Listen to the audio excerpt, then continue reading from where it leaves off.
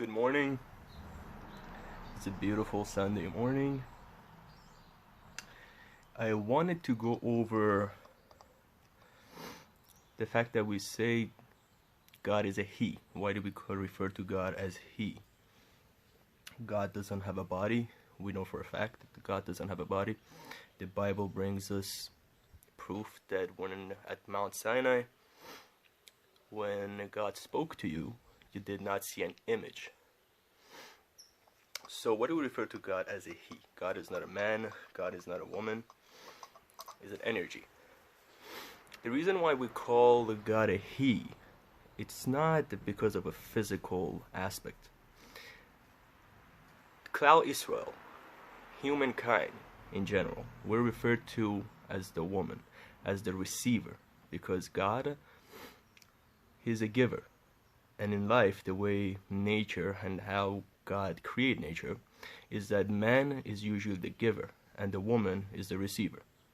Now this plays itself out in even sexuality. The man provides and the woman receives.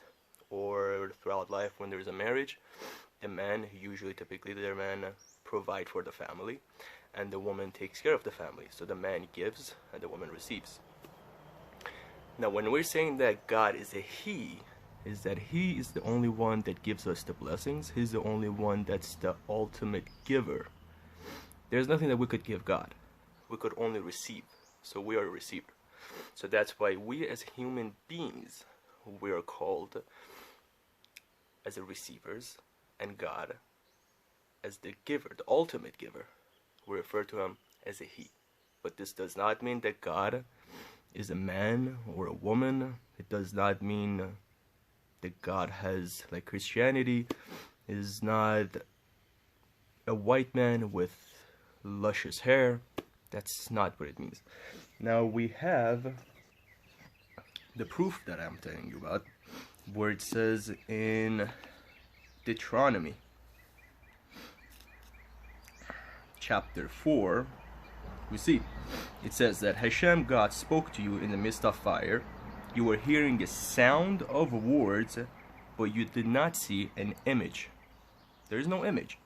So there is no desecration. There is no, you're not discriminating against anyone. We're not trying to say that God is a He, so men are more powerful, men, because you hear that all the time. It has absolutely nothing to do with it. It's just the fact that God is a giver. So that's why I refer to Him as a He, and we as human beings, and everything in the world, not just human beings, we are receivers.